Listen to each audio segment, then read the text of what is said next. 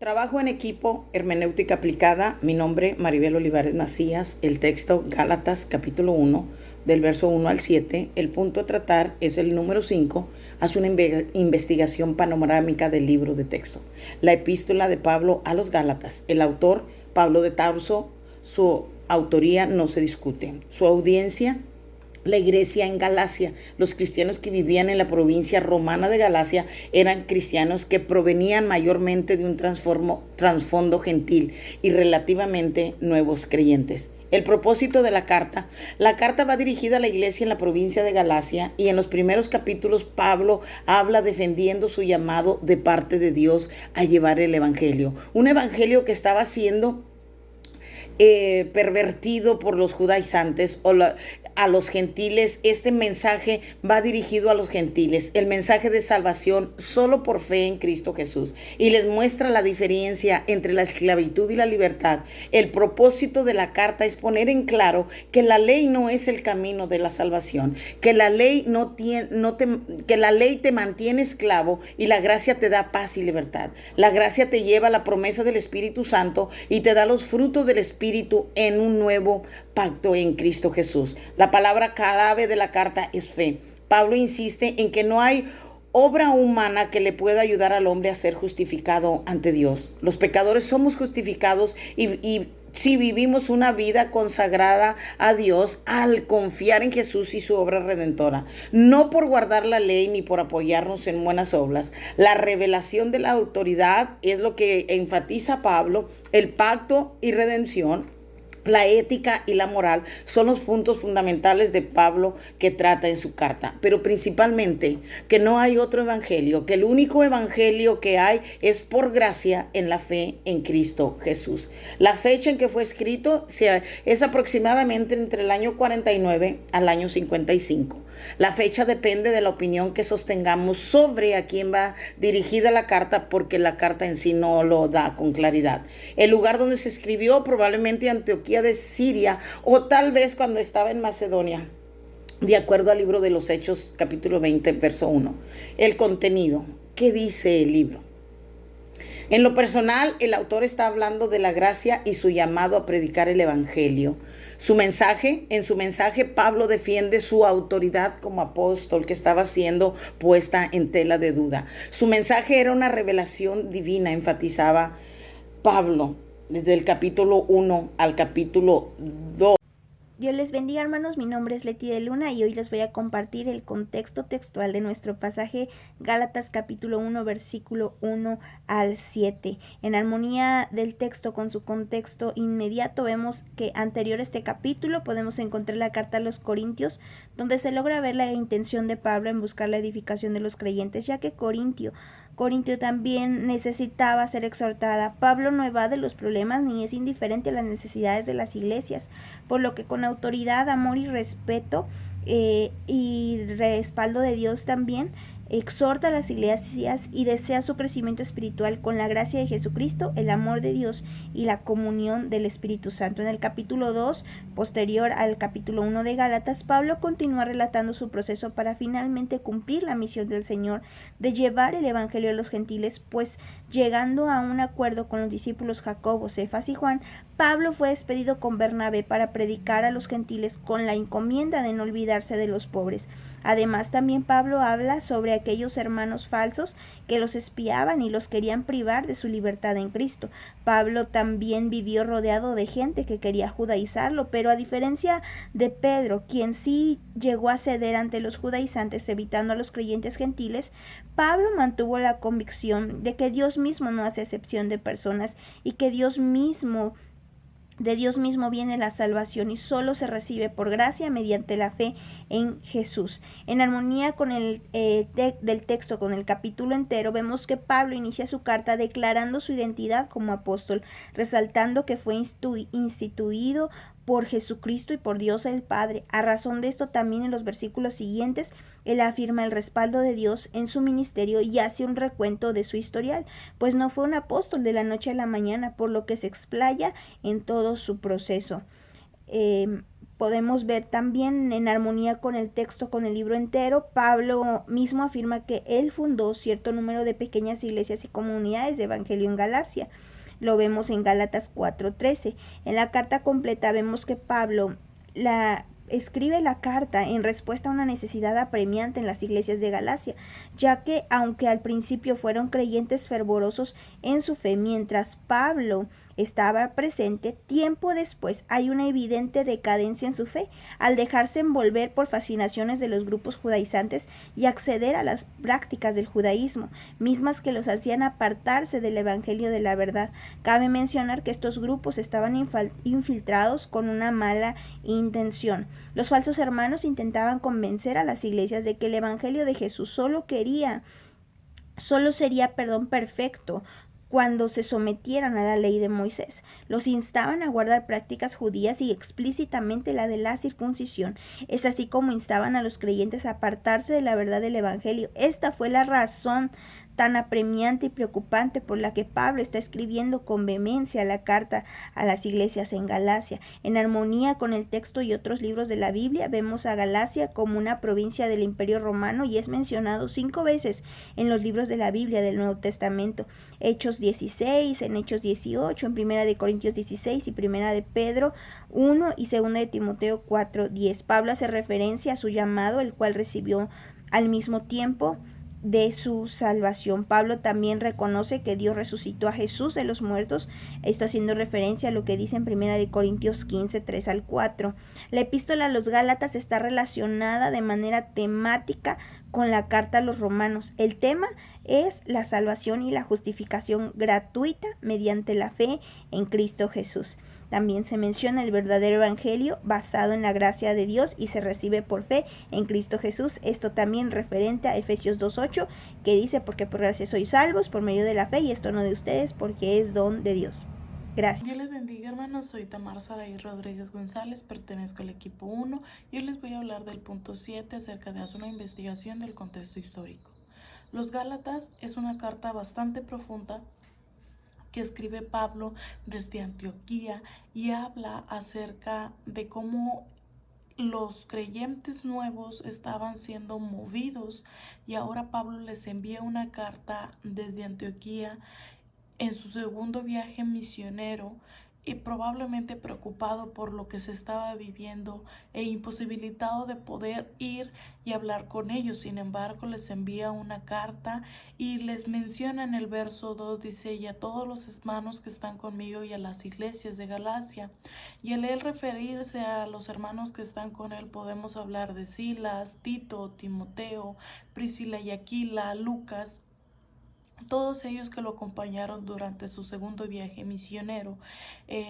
Ahora también hablaba acerca de las iglesias de Galacia, y en las iglesias de Galacia era una región de Asia Menor que hoy conocemos como Turquía. Sin embargo, los gálatas provenían de Europa, de los países que hoy conocemos como Francia, Bélgica, Alemania, entre otros países. Y ellos eran originarios de lo que es Europa y estaban establecidos allí y pertenecían a un grupo étnico que se les llamaba los celtas. Los celtas se dividían en subgrupos y es ahí donde nacen los galos. Los galos ahora venían siendo los gálatas. Ellos habían emigrado en el año 52 antes de Cristo por Julio César al derrotar el ejército galo, y esto determinó el fin de la conquista romana de Galia. Más tarde algunos emigraron a Turquía y ahí se establecieron. Además se unieron al rey Alejandro Magno en su campaña en Asia. Entonces podemos hablar, hermanos, que los gálatas provenían de lo que es Europa y ahora se habían establecido en lo que era Turquía. Y entonces Pablo tenía conocimiento de ellos porque en su primer viaje misionero él había establecido iglesias, y esto lo encontramos en los capítulos de Hechos 13 y 14.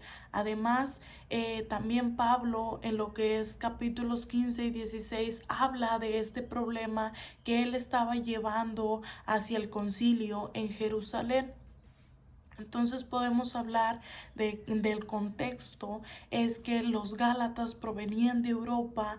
Pablo no podía estar con ellos rápidamente, pero sin embargo los ayuda por medio de una carta. Gracias. Dios les bendiga. Mi nombre es Uriel Hernández Guerrero. El punto hasta atrás es el punto número 8, sobre la cultura de los Gálatas. Al contexto cultural bíblico, la cultura, se dice que la cultura en esos tiempos era una cultura grecorromana. Algunos afirman que el nombre de esta provincia proviene de los galateos, cuyas creencias se basaban en una leyenda mitológica en la diosa Galatea, diosa prostituta. En esos tiempos culturales ya había maestros expertos y expertos para enseñar la buena doctrina. Tenemos el ejemplo de Pablo, de que en su primer viaje misionero se trasladó hacia ciudades donde él formó las primeras iglesias, y a continuación regresó a Jerusalén, donde con el tiempo pasó y recibe la información de que en esa época se estaban tomando otras medidas para desviarlos del camino. También existían falsos maestros en ese tiempo, y yo, en mi forma de ver las cosas, eran usados por el enemigo, porque siempre históricamente ha intentado el enemigo desviar o pervertir a la iglesia. Efectivamente, la palabra de Dios dice que no existe otro evangelio, solo el que predicó el apóstol Pablo, el que nos vino a enseñar a Jesucristo, y asimismo tenemos que mantener la fe hasta proseguir a la meta.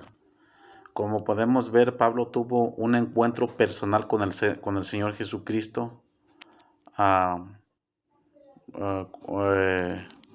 El apóstol Pablo era Saulo de Tarso y perseguía a los cristianos. Siempre se oponía a que el evangelio se anunciara. Era un oponente, pero el mismo Jesucristo tuvo un encuentro con él. Así es, efectivamente, en ese tiempo, en esa época no existían los medios de transportes. En ese tiempo se hacían a través de barcos, a través de asnos, a través de caballos, de carretas, y ese era el medio de transporte. Y las vestimentas era la túnica típica de los judíos. Y en ese tiempo, para transportar el líquido vital, el agua, eran a través de pieles de carneros, que eran usados como un medio para transportar el agua.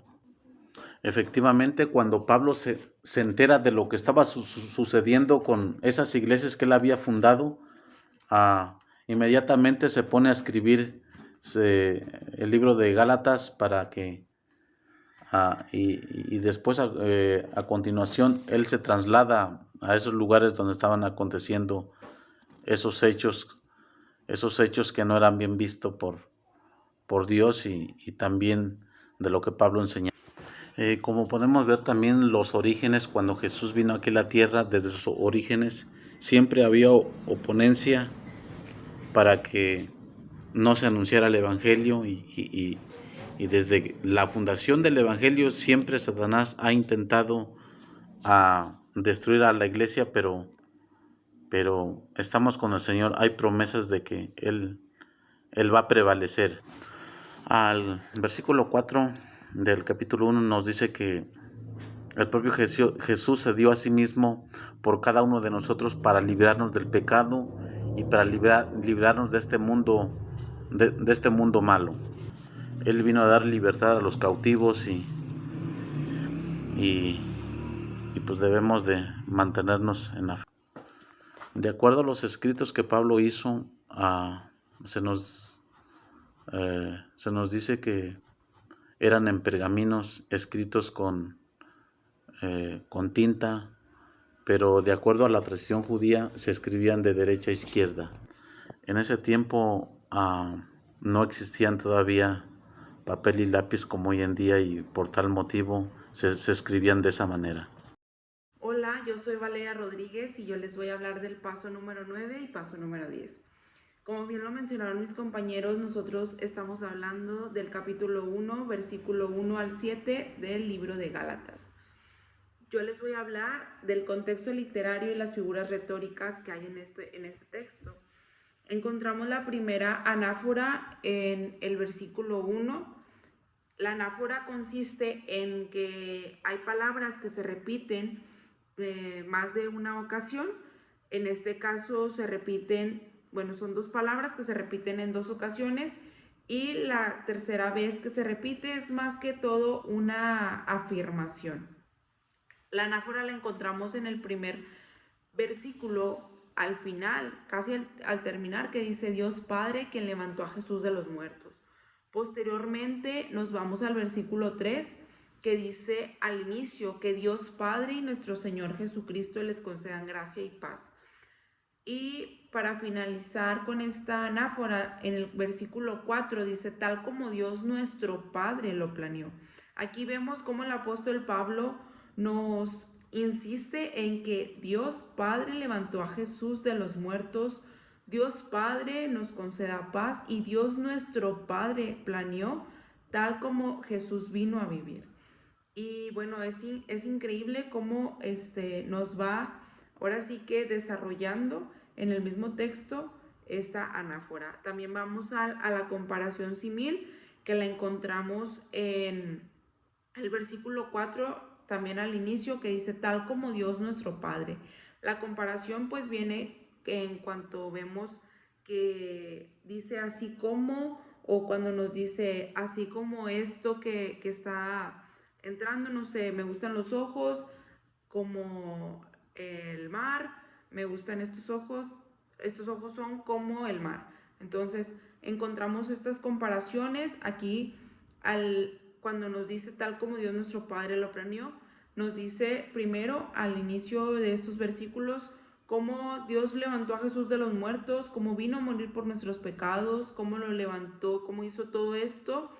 Y nos dice tal como Dios nuestro Padre lo planeó. O sea que no vino Jesús porque quiso, no vino para hacer ahora sí que algo salió así de la nada, que Él muriera y resucitara, sino que Dios lo planeó.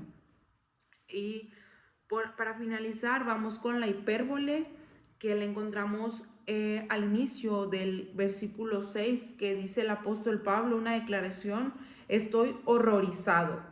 Y nos habla de que los Gálatas estaban apartando y estaban pervirtiendo y perturbando el evangelio. En el mismo, ahora sí que parte del texto del versículo 1 al 7 encontramos cuál es el verdadero evangelio, y es que Jesús vino, murió y resucitó para darnos perdón y vida eterna al creer. El resto del libro nos habla de toda esta fe y de todo lo que consiste en que nosotros hayamos creído y cuál es el verdadero evangelio. Y bueno, esto es increíble porque el apóstol Pablo estaba muy molesto y muy enojado de todo lo que estaban hablando, y estaban diciendo que no tenía nada que ver con el verdadero evangelio del cual se había hablado cuando Jesús estuvo en la tierra. Y bueno, esto es todo por el paso número 9. Continuamos con el paso número 10, que es el contexto léxico y sintáctico. Vamos a hablar primero de las palabras claves que encontramos en el texto, y les voy a hablar únicamente de dos palabras, y posteriormente voy a ir a una pequeña explicación en cuestión del sustantivo. Vamos a ir con la palabra gracia, donde encontramos que esta significa en el idioma original charis, que es el número Strong 5485, y nos habla de que esto consiste en que es una acción y habla de una manera espiritual, es una influencia divina es un reflejo en la vida, como gratitud y como algo de lo que estamos ahora sí que gratificados. Algo que me llama mucho la atención es que aparece más de 170 veces en la Biblia, ahora sí que en el Nuevo Testamento, ya que únicamente estamos hablando del Nuevo Testamento, y siempre en estas ocasiones que se repite o que se habla en la Biblia, nos habla en plural y expresa la gratitud. La definición de esta palabra es atracción, encanto, beneficio, bendición, favor, agradecimiento y bondad. Vamos a ir con la palabra evangelio. Esta también ahora sí que es casi literal al texto original. Es el número Strong 2048 y es evangelion. Literal está ahora sí que puesta o escrita idéntica al idioma original, y es una palabra compuesta que nos habla de eu, que significa bueno, y angelio, que es un mensaje. Si bien sabemos, ángel o la palabra, ahora sí que las palabras que terminan en él nos hablan de un mensaje, y eu en este caso significa bueno, es una palabra compuesta, y pues el evangelio es un buen mensaje. Ahora vamos a ir al sustantivo, donde en el versículo número 1 nos habla de Dios Padre que levantó a Jesús de los muertos. Esta es la oración en la que encontramos el sustantivo, que es muertos. Dios Padre quien levantó a Jesús de los muertos. Aquí encontramos una acción literal, una acción que Dios hizo. Ahora sí que Dios fue quien la provocó, y quien la accionó, quien la hizo fue Jesús. ¿Qué fue lo que hizo? ¿De qué manera? Ahora sí que el verbo entra aquí, levantó, pero nos vamos al infinitivo levantar, donde nos está ahora sí que dejando claro literalmente que es una acción que realizó Dios a Jesús de los muertos. Algo que me llama mucho la atención en este estudio que realizamos es que si esa acción no se hubiera hecho tal como se hizo y como está escrita, nuestra fe sería en vano. Y eso habló demasiado a mi vida, porque de verdad es increíble cómo una sola acción, si Jesús solamente hubiera muerto, en vano sería nuestra fe. Si Jesús solamente hubiera venido, en vano sería nuestra fe. Pero no conforme con venir y morir, Dios lo levantó de los muertos. Y gracias a esa acción que Dios hizo en Jesús, nosotros ahora tenemos fe en Él, nosotros ahora tenemos vida eterna, nosotros ahora tenemos vida nueva, nosotros ahora somos transformados, nosotros ahora somos llamados, salvados, justificados, santificados, renovados, redimidos. Nosotros ahora tenemos identidad. Y bueno, aquí entra todo este proceso de la soterología que ya hemos visto en otras materias, y confirmamos una vez más que esa acción nos ha hecho libres y salvos. Y bueno, eso es todo por mi parte. Muchas gracias. Dios los bendiga. Mi nombre es Sami Gesarela Cerezo Espinosa y pertenezco al equipo número 1. A mí me toca hablar sobre el contexto teológico, y rápidamente quisiera compartir los puntos principales que yo pude resaltar en este pasaje. Para empezar, quisiera hablar sobre la relación entre Dios y las personas, y quisiera iniciar con el saludo de Pablo, donde se ve esta primera relación. Dice: no fui nombrado apóstol por ningún grupo de personas ni por ninguna autoridad humana, sino por Jesucristo mismo y por Dios Padre.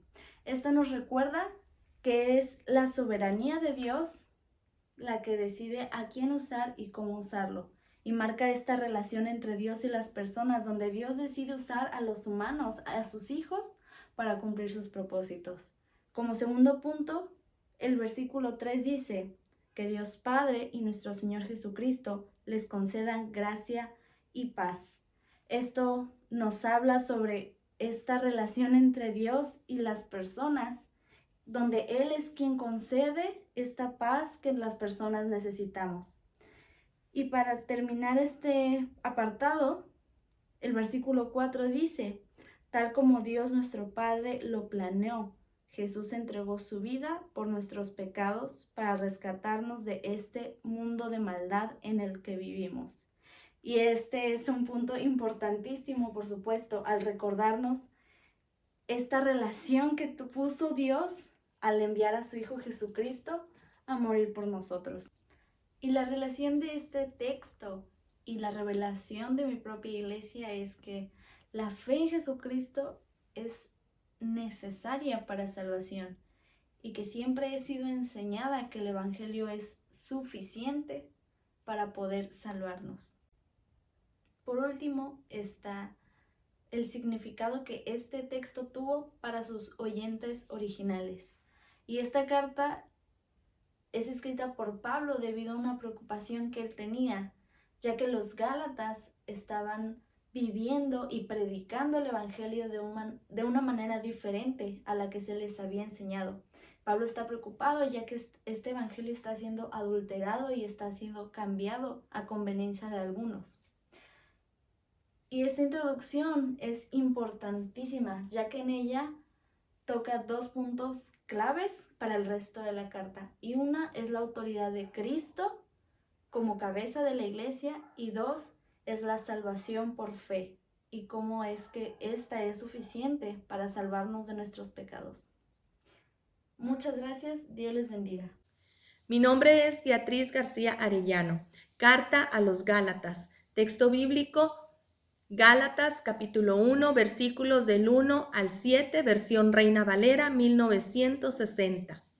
Autor, apóstol Pablo. Audiencia, los Gálatas, iglesias de Galacia. Significado del texto sin el uso del comentario bíblico. Propósito.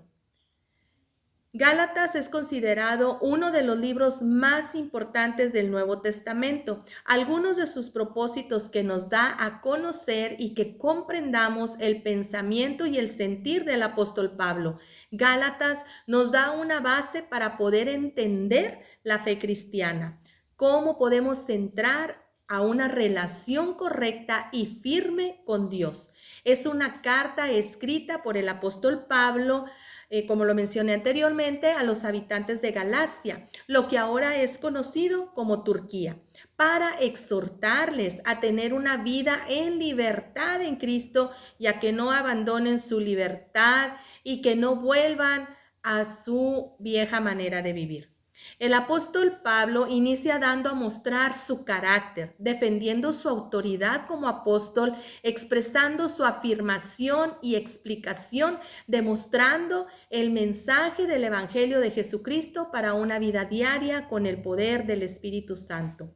Su inicio en este primer capítulo de la carta a los Gálatas es un saludo amoroso que cumple con los requisitos de una carta, el remitente y el destinatario y el saludo. Podemos ver en repetidas ocasiones bendiciones, agradecimiento y la oración intercediendo, siempre preocupado por el alejamiento del camino de Dios de los habitantes de Galacia, es decir, de los Gálatas. Las cartas de Pablo eran algo más que una carta ordinaria, eran palabras inspiradas, defendiendo su llamado y su misión como apóstol de Jesucristo. Desde un simple saludo dejaba la marca o la huella de su fuerte convicción por su fe en Jesús. De manera que hoy en día nos plantea y nos ayuda a entender su mensaje y aplicar sus verdades a nuestra vida diaria. Gracias. Bendiciones, mi nombre es Arely López, me tocó el punto número 13, aplicación del texto en Gálatas capítulo 1, versículos del 1 al 7. Podemos ver en los primeros versículos que Pablo siempre inicia saludando con gracia y paz a vosotros, algo muy hermoso. Más adelante Leemos en el versículo 4, el cual se dio a sí mismo por nuestros pecados para librarnos del presente siglo malo, conforme a la voluntad de nuestro Dios y Padre. Jesús se entregó a sí mismo, y qué hermoso es ver esta obra perfecta que lo hizo por salvarnos, lo hizo por amor a nosotros, lo hizo para librarnos del presente siglo malo. Y dice, a quien sea la gloria por los siglos de los siglos, amén. Siempre el propósito es glorificar a Dios sobre todas las cosas, sobre todo lo que hace. Versículo 6. Estoy maravillado de que tan pronto os hayáis alejado del que os llamó por la gracia de Cristo para seguir un evangelio diferente. Un evangelio diferente, que estaba maravillado de se habían alejado de una persona, se habían alejado de quien los llamó, se habían alejado de Jesús. Hoy en día podemos ver cómo hay muchos distractores a nuestro alrededor, hay muchas cosas que pueden o tienen la intención de alejarnos de Jesucristo, tienen la intención de alejarnos del propósito del cual Dios nos ha llamado, tienen la intención de distorsionar las cosas de alguna manera. En este siglo podemos ver que hay mucha maldad y hay muchas cosas que se están presentando hoy en día, pero dice Pablo más adelante, no es que haya otros, sino que hay algunos que os perturban y quieren pervertir el evangelio de Cristo.